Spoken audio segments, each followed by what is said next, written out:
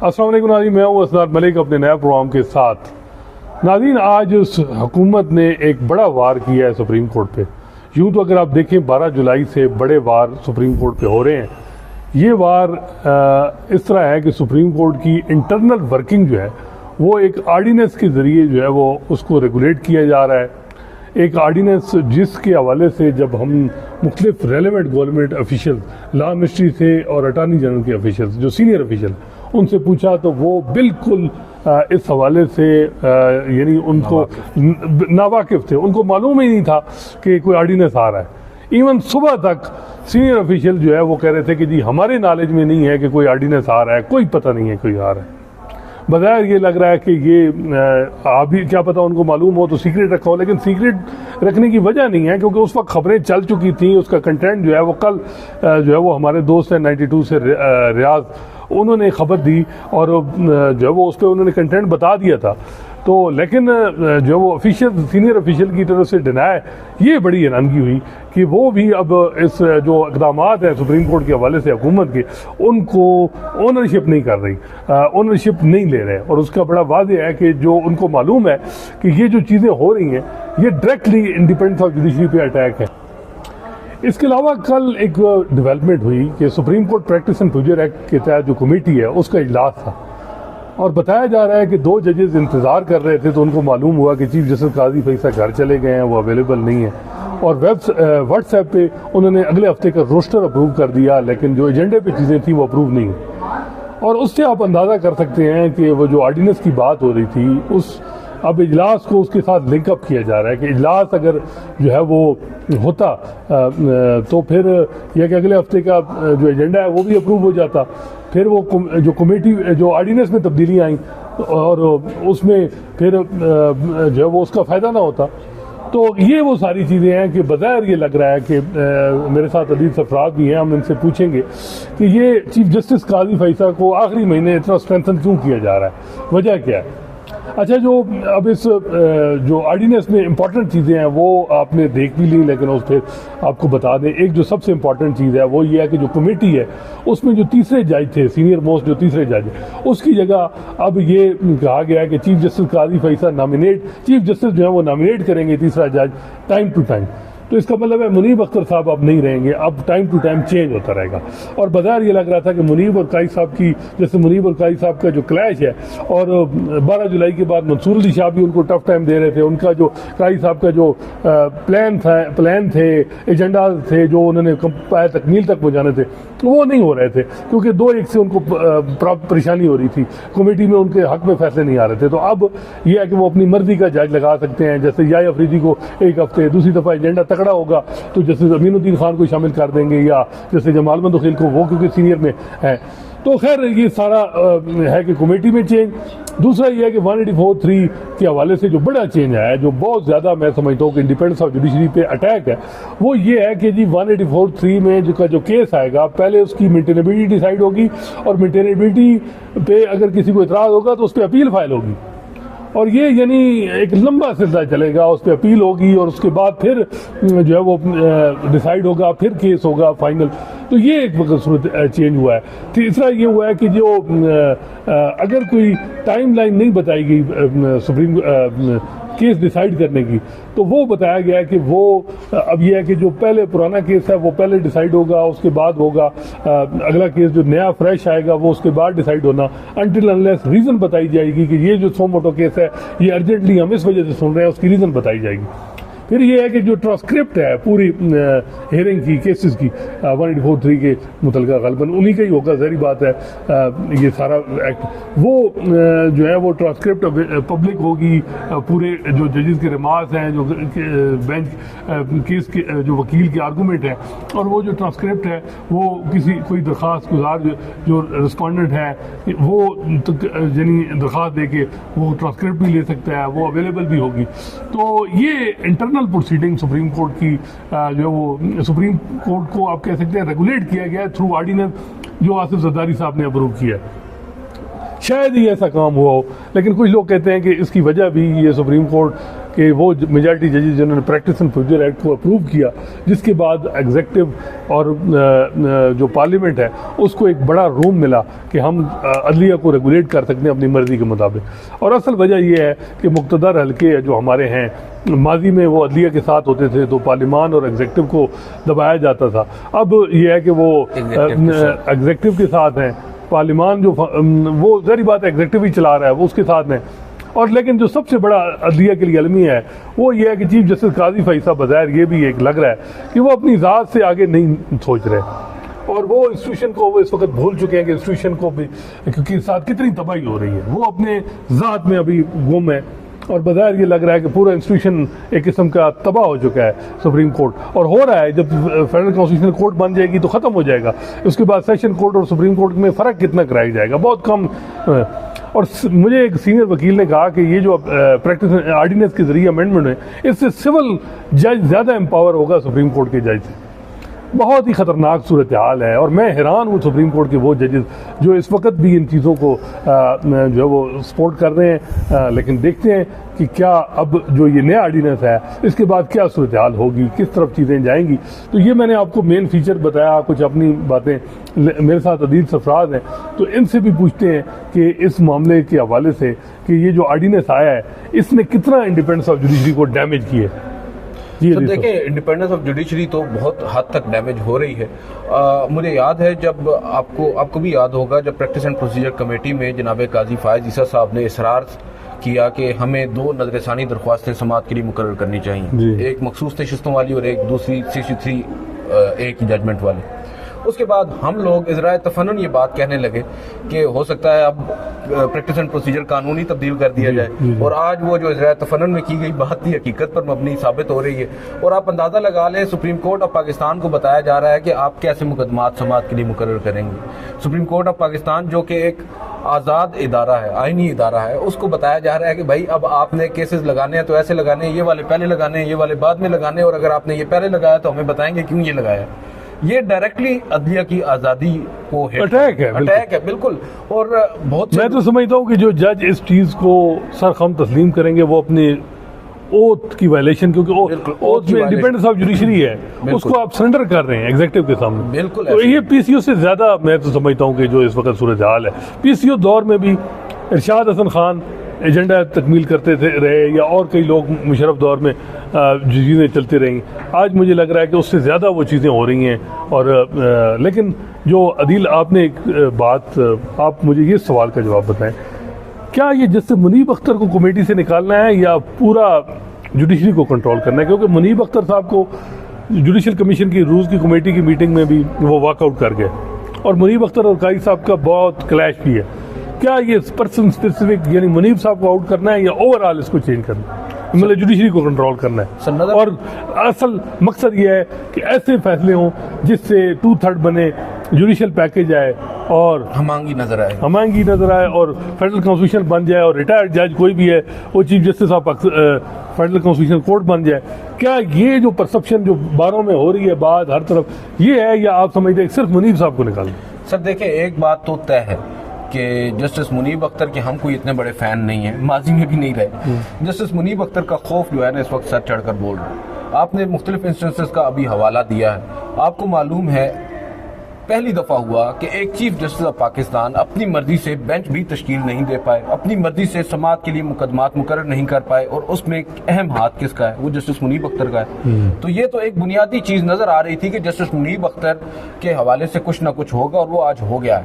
आपकी बात बिल्कुल दुरुस्त है, मगर ओवरऑल हम देख रहे ना, हम जिस पार्लिमान को इतना हाई पेडेस्टल पर बिठाते हैं, हम समझते हैं कि पार्लिमान इज सुप्रीम और फलाना, उस पार्लिमान की आप अंडरस्टैंडिंग चेक कर लें या उस पार्लिमान का विजडम आप चेक कर लें कि एक चीफ जस्टिस को रोकने के लिए उन्होंने एक कानून बना दिया, दूसरे जज को एम्पावर करने के लिए जो जूनियर था उस वक्त, अपने हम ख्याल चीफ जस्टिस को स्ट्रेंथन किए जा रहे हैं। और अब वो जब वो कानून बन चुका तो वो जो जज उस वक्त चीफ जस्टिस नहीं था वो चीफ जस्टिस बन गया, तो वो कानून उनके अगेंस्ट जाने लग गया। उनको अब उस कानून को रातों रात तब्दील किया जा रहा है। तो ये तो हमारे पार्लिमान का विजडम है जिसको हम इतना सुप्रीम गिरदानते हैं। बेशक पार्लिमान सुप्रीम है, लेकिन उस पार्लिमान में बैठे हुए जो लोग हैं जो पार्लिमान को चला रहे हैं, इसी वजह से बहुत से लोग कहते हैं ना ये इलास्टिक की शलवारें हैं सर, ये जो बातें अब जिस नहज पर आकर कानून साजी की जा रही है, कभी आईनी मुसवदा पेश कर दिया लेकिन जाता है। अदील मुझे ये बताएं, हम क्यों कसूरवार एस्टेब्लिशमेंट को पार्लियामेंट, जब सुप्रीम कोर्ट तकसीम है,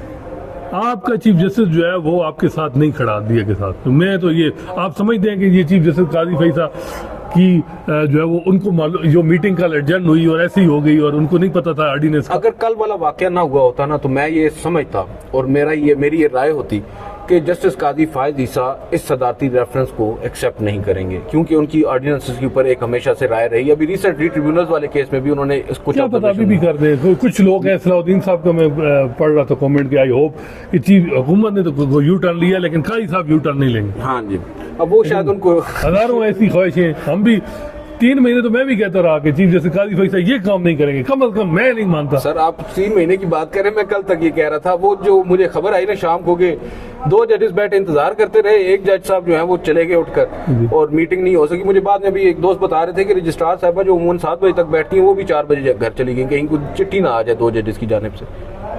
तो उन तमाम तर वाक़यात को देखकर मैं ये उम्मीद अब नहीं रख रहा कि काजी फायज ईसा साहब इस सदारती रेफरेंस को कुछ छेड़ेंगे, क्योंकि नजर तो यही आ रहा है इसी सदारती रेफरेंस के इंतजार में उन्होंने कल का इजलास नहीं बुलाया। नहीं ऐसा ना हो कोई लेजिस्लेशन ये आ जाए कि जज ही खत्म कर दो जी, सुप्रीम कोर्ट ही खत्म कर दो। सर देखें ना, ये क्या पता कोई साथ ये भी हो जाए कि कोई जो है वो जैक ब्रांच कोई रिटायर्ड ऐसे भी हों करने नाम, या यानी ऐसे जज जो जिनका वहां से एक्सपीरियंस हो उनको भी शामिल कर दिया जाए। नहीं देखें, बात यह है कि अगले दिन बात हो रही थी, वैसे ये ऑन लाइटर नोट बात हो रही है नाज़रीन के, एक जगह बात हो रही थी कि ऐसा हो जाए, तो उन्होंने कहा कोई फर्क तो नहीं पड़ेगा, पहले बगैर वर्दी के वर्दी में बैठ नहीं। मोहसिन नकवी साहब को चीफ जस्टिस बनाने के हवाले से मुनीर मलिक साहब कह चुके हैं कि ये जो फेडरल कॉन्स्टिट्यूशनल कोर्ट बनाई जा रही है इसमें मोहसिन नकवी साहब को चीफ जस्टिस बना सकते हैं। वैसे मोहसिन नकवी साहब के अंडर मैंने काम किए, बड़े काबिल हैं। वैसे ये बात आपकी ठीक है, कम से कम कोई जिनके साथ वो माजी में जिन्होंने उनके साथ कोई अच्छा एहसान किया वो एहसान उसके साथ अच्छा, बल्कि वो सुना है कि डिसेंट भी बर्दाश्त करते हैं अपने टीवी चैनल पे उनके।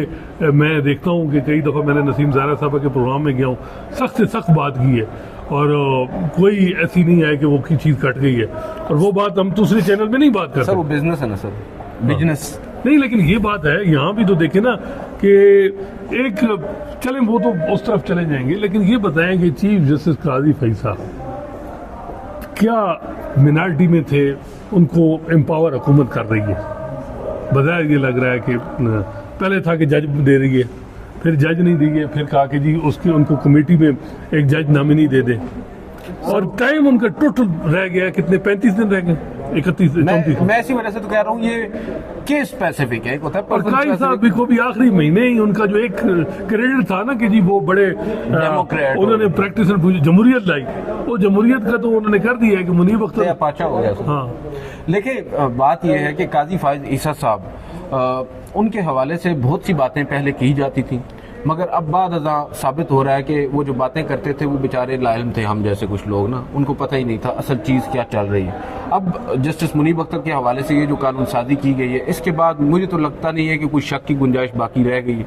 काजी फायज ईसा साहब अब इन चीज़ों को कैसे आगे, अब देखें बहुत से लोग तो अब भी कह रहे हैं कि शायद अभी भी कार्ड्स हैं, अभी भी काजी फायज ईसा कंटिन्यू रख सकते हैं किसी भी पोजीशन नहीं। मुझे तो अब कोई शक नहीं है कि जो इकदाम हुकूमत की तरफ से हो रहे हैं वो एक हो रहे हैं कि मौजूदा हालात में जजेस को इतना ऑफेंड कर दो, इतना इनको ज़हनी तौर पे आगे यानी इनका यानी इनको इंस्टेबल यानी कर दो कि ये जो जुडिशल पैकेज है हम उधर से अप्रूव कर लें, इधर से इनको कबूच जो है वो कर लिया जाए चीफ जस्टिस के थ्रू। यानी वो ज़ाहिर बात है, वो जब जिस तरह की लेजिस्लेशन है कि 184(3) में पहले स्पीकिंग आर्डर पास होगा, उस पर अपील होगी और अपील पे फिर बेंच बनेगा, और बेंच बेसिकली ऑफेंड करने की भी कोशिश की जा रही है और साथ साथ कमजोर करने की भी कोशिश की जा रही है जुडिशल पैकेज को, ताकि बिल्कुल आप देखें ना, मकसद ही ये है। आपको मालूम है कल स्पीकर साहब की जानिब से जो खत आया, बाद दीगर असेंबलियों की जानिब से भी खत आया, आज पार्टी पोजीशन भी यहाँ पर वाजे की गई स्पीकर साहब की जानिब से। उसके बाद तासुर यही कायम हो रहा है कि अब मौलाना पर भी इक्तफा नहीं किया जाएगा, अब डायरेक्टली सुप्रीम कोर्ट के साथ सींग फंसाए जाएंगे और सुप्रीम कोर्ट के मैं तो बड़े अरसे से कह रहा हूँ कि ये हुलिया ना बिगाड़ा जाए, चले हम आगे जा रहे हैं। अब माजी में चले chief justice master of roster था, चीज़ें बेहतर हो रही थी, उससे बेहतर नहीं है कि हम एक ही ऑर्डर करके जो हुकूमत की ख्वाहिश है, जो जुडिशल पैकेज से करना चाह रही है वो कर ले, बजाय इसकी कि हर तरफ तबाही करे, कोई बंदे उठा ले, मैंने कोई उठा ले, कोई ये कर ले, बजाय कि इससे कम से कम ये जो सिस्टम है कोई जज भी कोई और काम करें। अब वैसे हसीन इत्तेफाक देखें, आपने भी मास्टर ऑफ द रोस्टर की टर्म को इस्तेमाल किया है। मास्टर ऑफ द रोस्टर जो टर्म है ना सर, वो मुनीब अख्तर साहब ने उस फैसले में दी थी जिसमें काजी साहब ने एक नोटिस लिया था सहाफ़ियों के दरख्वास्त पर। अब वो मुनीब अख्तर साहब हमेशा से ये बात कहते रहे हैं कि master of the roster chief justice होता है। काजी फायज ईसा उनकी इस बात को रिडिक्यूल करते रहे, डिनाई करते रहे। इवन दो हमारी इतलात के मुताबिक प्रैक्टिस एंड प्रोसीजर कमेटी में भी इस तरह के कोई ताने बाने दिए गए। अब वही बात जो मुनीब अख्तर साहब कह रहे थे, उसी बात पर इनडायरेक्टली अमल दरामद किया जा रहा है। Master of the roster Qazi Faez Isa chief justice of Pakistan को बनाया जा रहा है ना इनडायरेक्टली। अब काजी साहब को अक्सरियत दे दी गई है। आप सर बात यह है कान को यहाँ से पकड़े या यहाँ से पकड़े, बात तो एक ही है ना। काजी साहब आप बेंचेस तश्कील देने में हक बजानिब होंगे, उनके पास इख्तियार मौजूद होगा। अब उन्हें ये डर नहीं होगा कि ये फलाना जज, ये दो जज, चले वो तो बेंच एक इशू चले, कमेटी और उस मुनीब अख्तर को उस कमेटी से हटा दिया गया। उसके अलावा जो इनक्रोच किया पावर ऑर्डिनेंस के जरिए कि जी टाइमलाइन दी जाएगी, जी हाँ, और टाइमलाइन में फैसला डिसाइड करना होगा अपने ऑर्डिनेंस के जरिए, ठीक है। और वो ऑर्डिनेंस जिस पे काजी साहब बार बार कहते थे कि ये कौन सी लेजिस्लेशन है, अच्छा उस ऑर्डिनेंस के जरिए ये है कि जो इंटरनल उनकी वर्किंग है वो किस तरह। और मैं समझता हूँ अजील ये माने आपके, काश ये सुप्रीम कोर्ट रूल्स में ट्रांसपेरेंसी पहले से आ जाती, उमर अता बंदियाल साहब के दौर में, गुलजार अहमद साहब के दौर में, तो अब ये चीज़ें हमें देखने को ना मिलती। और अब ये है कि लेकिन एक बात तो ये भी है ना कि अब क्या वजह है, क्यों ये हुकूमत मतलब है ऑफेंड क्यों कर रही है? क्या डिटेल जजमेंट जो है वो कोई लीक हो गया है या उनको अंदाजा हो गया है कि भाई डिटेल जजमेंट में ये चीज़ें आ रही हैं, पहले ही इनको ये कर दो, इनको ड्रा, क्योंकि या ये है कि मंसूर अली शाह लिफ्ट नहीं करा रहे। मुझे तो ये दोनों चीज़ें लग रही हैं, मंसूर अली शाह साहब का लिफ्ट ना करवाना और जो मखसूस नशिस्तों का फैसला है वो ताख़ीर से आना। जो मखसूस नशिस्तों का फैसला है उसमें क्योंकि आपको अंदाज़ा तो हो गया होगा, अब हमें भी अंदाज़ा अगर हुआ है तो उनको भी शायद अंदाज़ा ही हुआ होगा कि उस फैसले में क्या कुछ हो सकता है, उस वजाहत से जो भी हाल ही में आई और उस वजाहत में जिस तरह की लैंग्वेज और टोन इस्तेमाल की गई है अदालत की जानिब से, ये बावर करवाया गया है कि भाई आपको फैसले पर अमल करना होगा, अदरवाइज फिर मामला दूसरी तरफ जाएंगे और आप अमल दरामद तो करना नहीं, तो मामला दूसरी तरफ किधर जाएंगे? मेरी तो अंडरस्टैंडिंग यही है कि मामला 13 जनवरी तक जाएंगे। और देखें अगर ये जंग है अदील, मुझे ये कल भी एक सीनियर कानूनदान से बात हो रही, उन्होंने कहा जी कि अगर सुप्रीम कोर्ट के मेजॉरिटी जजेस ने सेनेट का इलेक्शन जिसमें माले गनीमत के जो रिजर्व सीटों वाले जिन्होंने वोट दिया, सदर का इलेक्शन जिसमें उन्होंने वोट दिया, वो सारे कलअदम करार दे सुप्रीम कोर्ट कि या ये वोट नहीं दे सकते थे, इस बुनियाद पे दोबारा इलेक्शन हो तो फिर सदर आरिफ अलवी बहाल हो जाएंगे। आपको पता है जरदारी साहब घर चले जाएंगे। जब इस तरफ दूसरी तरफ से हमले हो रहे हैं तो या ये है कि जजेस को इस तरह ऑफेंड किए जा रहे हैं कि हालात इतने ख़राब किए जाएं, क्योंकि नून लीग को भी ये अंदर से तो है ना कि यार 80-40 हज़ार ने वोटर ने प्रॉब्लम, मतलब जो पीटीआई वाले कहते हैं जी, अब कमिश्नर रावलपिंडी जो कहता है पूरी पिंडी डिवीजन की सीटें जो है वो कहते हैं जी। अब उन हालात में जो लेजिस्लेशन आप अपने आप को बचाने के लिए कर रहे हैं तो मॉरल अथॉरिटी तो खत्म हो गई है ना। मॉरल अथॉरिटी तो सर 8 अक्टूबर के बाद, 8 फरवरी के बाद वैसे ही खत्म हो गई थी। अब उसको मजीद ऐसे तासुर दिया जा रहा है कि भाई अब जो हो गया सो हो गया, अब इसके ऊपर ही आपने गुजारा करना है और इन्होंने ही रहना है, ये काम ऐसे किया जा रहा है। देखिए अदलिया के साथ जो सींग हम फंसाने की बात कर रहे हैं, बज़ाहिर तो आपकी बात बिल्कुल दुरुस्त मालूम होती है कि ये अदलिया को इस हद तक डिसइनफ्रेंचाइज करने की कोशिश की जा रही है कि अदलिया बिल्कुल ही गैर मौसर हो जाए। अच्छा वैसे जो आपने देखा कुछ लोग चाह रहे थे हुकूमत के अंदर के काई साहब लाइबिलिटी हैं उनको भर भेज, लेकिन मुझे लग रहा है कि जो काई साहब के हम ही हैं उनकी वजह अभी तक सपोर्ट ज़्यादा है और इस वजह से वो इस तरफ जा रहे हैं। अच्छा आखिरी अब इस अहमात में आपने देख नहीं लिया, अब वो उस पर बात करते आखिरी अब हुकूमत सुप्रीम कोर्ट के पास क्या ऑप्शन है ये इसके बाद, या वो वेट करे कि काई साहब जाएँ तो योम निजात मनाएं, या वो यानी काई साहब को समझाएं, कोई जिरगा भेज दें, जमाल मंदोखेल साहब को भेज दें कि आप ही खुदारा, या लेकिन वो मुझे लग रहा है कि जजेस भी ये है कि यार काजी साहब ये मेरा नहीं ख्याल ईगो judges wait ईगो करेंगे। ईगो इशू है जी, मेरा नहीं ख्याल जजेस वेट करेंगे। क्या करेंगे? सर क्योंकि जिस नहज पर मामला चल निकले हैं, जिस पहुंच गए हैं, जो हुकूमत अब कर आज जो हुकूमत ने कर दिया, इसके पीछे क्या रह गया सर? एक ऑर्डिनेंस के जरिए आपने सुप्रीम कोर्ट को बिल्कुल ही खत्म मैं तो कर दिया। कहता हूँ कि ये जजेस खामोश रहें, काजी साहब को करने दें जो करना है। नहीं सर देखें ना, वो जजेस खामोश अगर रहते हैं, इस दौरान कानून साजी कर दी जाती है, आइन में तरमीम कर दी जाती है, तरमीम के जरिए इन जजेस को वैसे ही खुद लाइन लगा दिया जाता है, इनकी खामोशी की वजह से उसके ऊपर मोहर सख्त हो जाती है, तो फिर क्या इनकी खामोशी का फायदा नहीं, होगा? काजी साहब को इस्तेमाल अदलिया की आज़ादी, आपने मज़ीद- शुरू में बात की, अदलिया की आज़ादी इनकी कोई मरात नहीं है, वो इनका हमारा फंडामेंटल राइट है, हर आदमी हर शहरी और का। इन्होंने ओथ ले रखा है, अगर उसको मुझे प्रोटेक्ट मालूम करना है जजेस का काम है। अजीज, मुझे मालूम है कि मेरी जो जुडिशरी है उसको कंट्रोल हो गई है, तो मेरा फंडामेंटल राइट बिल्कुल मैं यही कह रहा हूँ ना, ये कोई इनके वो पर्क्स एंड प्रिविलेजेस में नहीं आती ये अदलिया ओथ की लिया आज़ादी। हुआ है, इन्होंने ये ओथ नहीं। लिया हुआ है उसको प्रोटेक्ट करने के लिए, और अब अगर ये काजी साहब ने भी लिया हुआ है। पंजाबी में कहते हैं दड़ वट के बैठ जाना, तो सर ये फिर मुनासिब नहीं है ना। यहाँ पे इनको अपना, भले आप इस्तीफा दें, अगर आप ये समझते हैं आप काम आसान हो जाएगा दिल, ये भी तो बड़ा नहीं नहीं सर, फिर कुछ ना कुछ तो करें ना, काम देखिए बहुत से लोगों ने दिए थे ना इस्तीफे किसी जमाने में, आज आप उनको किन अल्फाज में याद करते पीसीयू हैं? के तहत, वैसे पीसीयू ही है तकरीबन ये। सर अब किस तरफ जा रहे हैं मामला, क्या बात हो रही है, अब आगे क्या करने जा रहे हैं? मेरा ख्याल है कि, और जो मैं आपको बता रहा हूँ जिम्मेदारी से, कि senior official attorney general office और लॉ मिनिस्ट्री के बिल्कुल अनअवेयर, सुबह तक अनअवेयर कि जी हमें नहीं पता, कोई ये पता नहीं कहाँ से आ रही है खबरें, हमें तो मालूम। ऑर्डिनेंस देखें, मुझे याद है मैंने और दूसरी तरफ से कैबिनेट रात को पता चला कि सर्कुलेट हो रही है, समरी अप्रूव हो रही आपको है। पता है मैं कल बैठा था ऑफिस में, मोहम्मद इमरान साहब है हमारे सीनियर, तो मैं उनके पास बैठा, तो मैंने टिकट्स फाइल किए सोच से कि ये ऑर्डिनेंस आ रहा है और सदर के वज़ीर आज़म के काबीना के पास भेज दिया गया।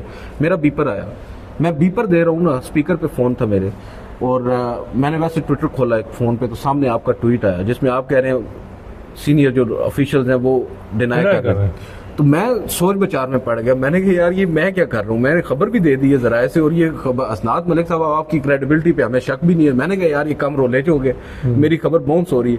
वो वाकई में इससे बड़ा क्या होगा कि अगर जिन ऑफिशियल्स को आप कोट करके ये बेस बुनियाद पे, जिस बेस पे आप ये बात कर रहे हैं, अगर उनको भी नहीं शुक्र है मैंने नाम नहीं लिखा, ये तो एम्बेरस हो जाते, ये भी है। अच्छा वैसे मेरा ख्याल है कि मुझे लगता है कि जो मतलब हालात हैं इस वो वक्त, आप देखें निज़ाम में असली कौन चला रहा है?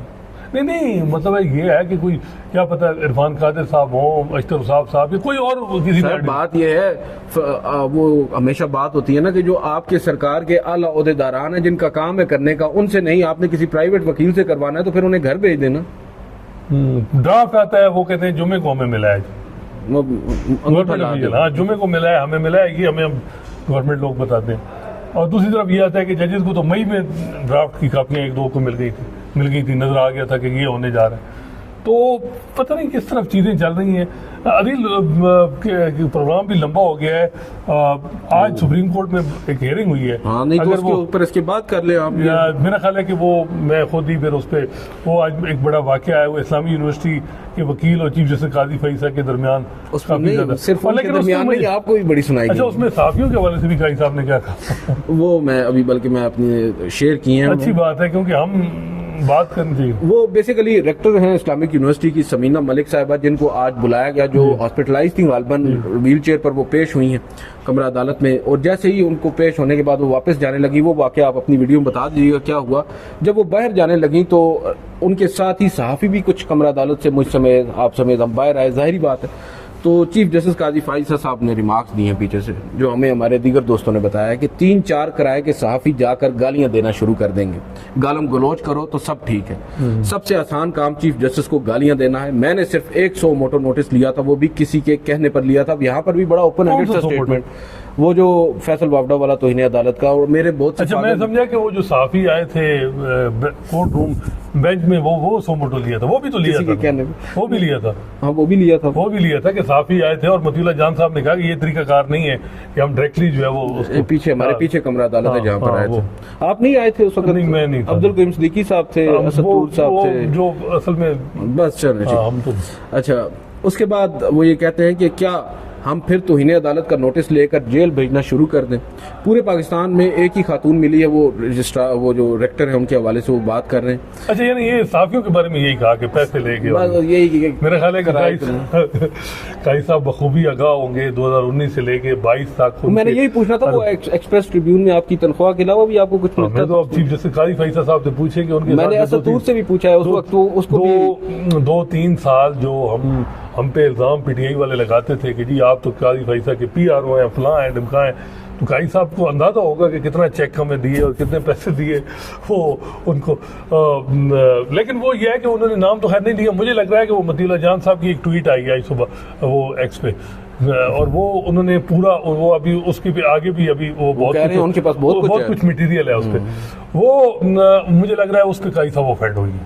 और वो बात ये है ना सर, आप एक तो स्वीपिंग स्टेटमेंट दे देना, दूसरी बात ये कि यार मीडिया पर लोग तनकीद, लेकिन कमरा अदालत से सुने, कमरा अदालत में बैठे सहाफी जो कोर्ट रिपोर्टर्स हैं, कोई भी वहां पर ओवरऑल किसी और बीट का नहीं था, कोर्ट रिपोर्टर्स थे जिनको ये जानते हैं, तवील अरसा से कोर्ट रिपोर्टिंग कर रहे हैं, वही 4 या 5 लोग उठकर जब बाहर जाते हैं और आप फिर जुमले में ये कहते हैं कि 3-4 लोग बाहर जाकर, ठीक है, वो उनकी, मैं आपको बताऊं, वो काजी साहब ना उनको एंजॉय करते हैं। अगर हमने अभी यहाँ डिस्कस किया ना, वो कहेंगे देखा ना मैंने जरा सही दबाया है तो अब ये चीख रहे हैं, इनकी चीखें आ रही हैं। वो उनका एक माइंड सेट है ना, उनकी सोच है, जितना हम जानते हैं उतना मैं तो समझता हूँ कि वो इनको एंजॉय करना चाहिए काजी साहब।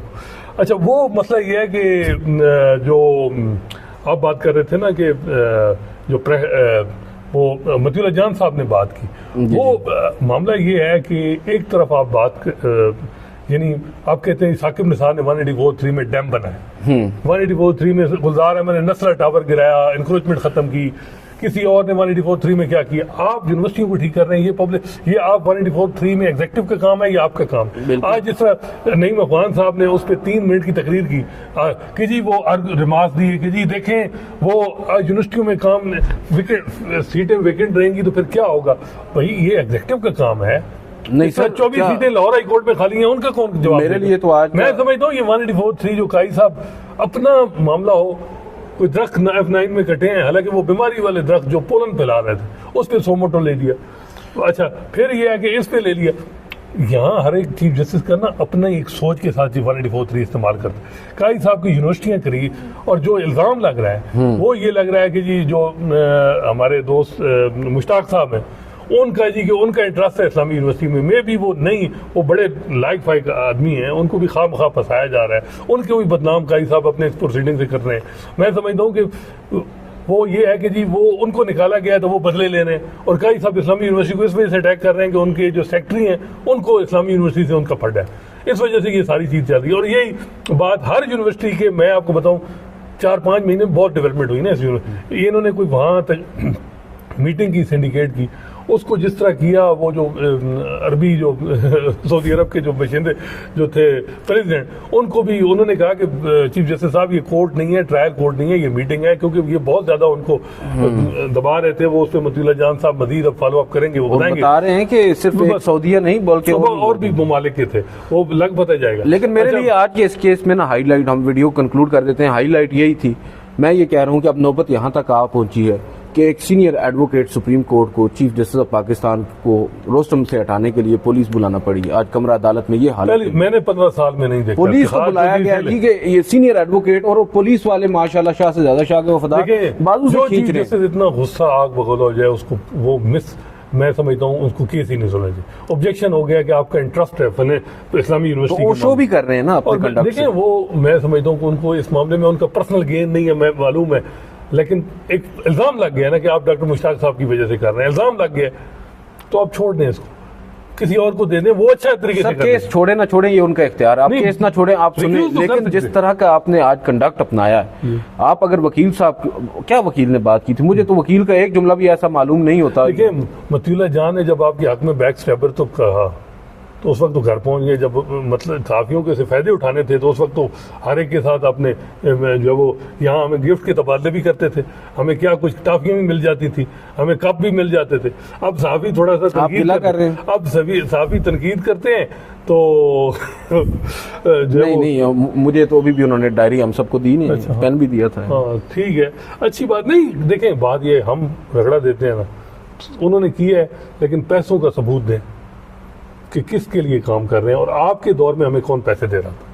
ये भी तो वैसे बताना चाहिए कि 3 साल में सबसे ज़्यादा इल्ज़ाम तो मुझ पे तो बहुत ज़्यादा और लोगों पे भी था कि जी आप काजी फैसल के लिए काम कर दें। सर हमें आज भी लोग नीचे कमेंट करते हैं आप जो मर्जी कर लेना, आप काजी साहब के ही हिमायती हैं। ठीक है जी, चलें बरकफ एंजॉय नाज़रीन। आप तो अगर काश ये ओपन पब्लिक प्रोसीडिंग होती तो आप देखते हैं कि किस तरीके से चीफ जस्टिस काजी फैसल ने कंडक्ट किया है। जो जो उनकी रिटायरमेंट करीब आ रही है, बाज़ाहिर ये लग रहा है फ्रस्ट्रेशन बढ़ रही है, गुस्सा ज़्यादा आ रहा है और जो सहाफ़ी जो है वो सुप्रीम कोर्ट के साथ खड़े हैं और वो सुप्रीम कोर्ट की समझते हैं कि डिग्निटी ख़राब हो रही है, उसको अंडरमाइन किया जा रहा है, तो उन सहाफ़ियों पर अटैक किया जा रहा है। और वो सहाफ़ी जो माजी में इनके साथ थे अब उन पर इल्ज़ाम काजी साहब की तरफ से आ रहे हैं। इंशाल्लाह नए मौजू के साथ आपकी खिदमत में हाज़िर होंगे। अल्लाह हाफ़िज़।